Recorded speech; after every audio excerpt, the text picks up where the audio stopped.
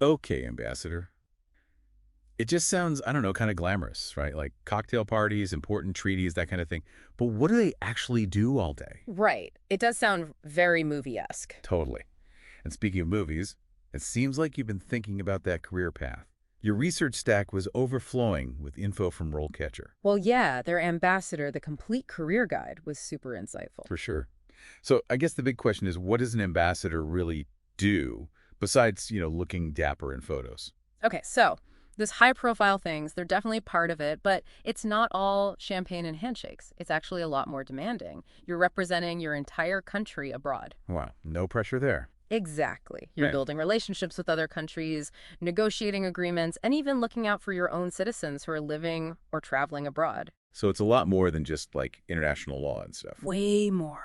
RoleCatcher talks about how you need a deep understanding of cultural nuances, how to handle yourself in really tense political situations, and of course, you've got to be a top-notch communicator to navigate all that. It sounds like you're almost a cultural mediator just as much as a political one. Exactly. I mean, think about it. An ambassador could be called on to deal with anything: natural disasters impacting their citizens, a political coup in the country they're stationed in. Yikes.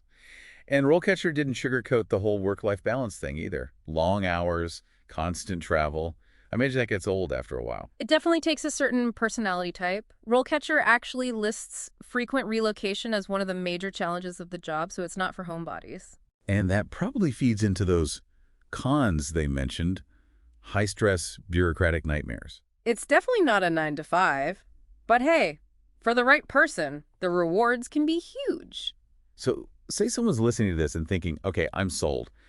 How do I actually become an ambassador? What's the path look like?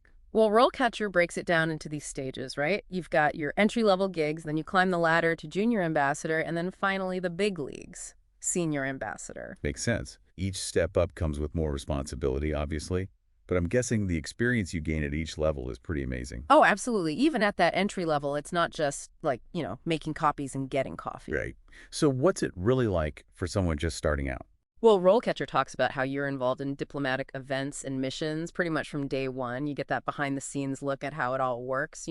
That's way cooler than I imagined, and I feel like those example profiles they include make those early stages feel so real. Oh, for sure. Like one profile, they said, through my research on political and economic issues, I have provided valuable advice and insights to senior ambassadors, contributing to the development of effective foreign policies. Wow, so you're already making an impact even early on. That's amazing. Totally. And it's not just busy work. You're learning the ropes, understanding how international relations really function. Okay, so then you level up, you hit that junior ambassador stage. What changes? That's where things get even more hands-on. Representing your country in meetings, building relationships with foreign officials. You might even be drafting reports that influence policy decisions. That's a lot. It is. It's a whirlwind, but exciting. One of the junior ambassador profiles, they actually said, building and maintaining strong relationships with government officials and diplomats from the foreign country has been a key part of my role, allowing for effective communication and collaboration. I love that. It really highlights that human element. It's about connecting with people. And that focus on cultural exchange, it's huge. RoleCatcher really emphasizes it as a crucial skill for any diplomat.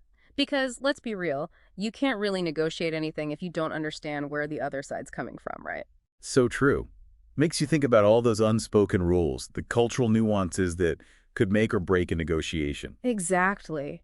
And those skills, they only become more important as you move up to a senior ambassador position. Because at that level, it's not just about showing up, it's about leading. Right. Right. Senior ambassadors are the ones out there negotiating international agreements, making sure their country's interests are heard on a global scale.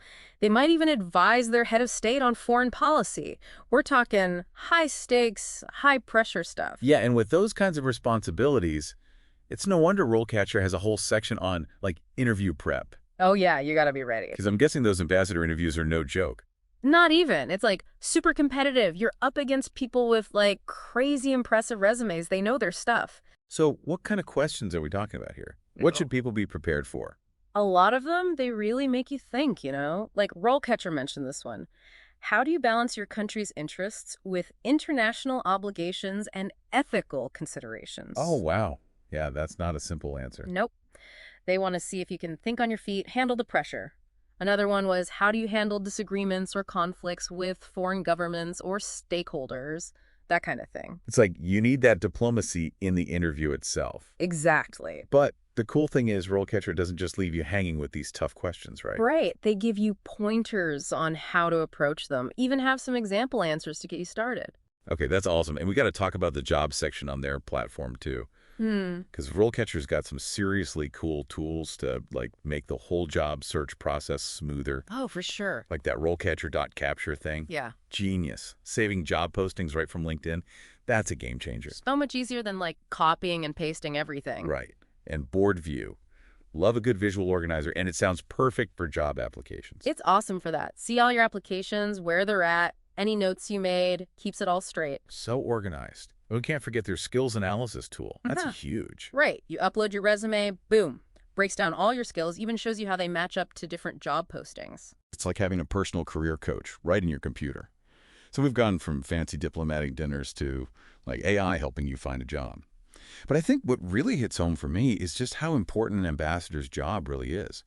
It's not just about representing a country, it's about understanding different cultures, building relationships, navigating those really complex global issues. It's a lot. And honestly, it Right. makes you realize how much impact one person in that role can have,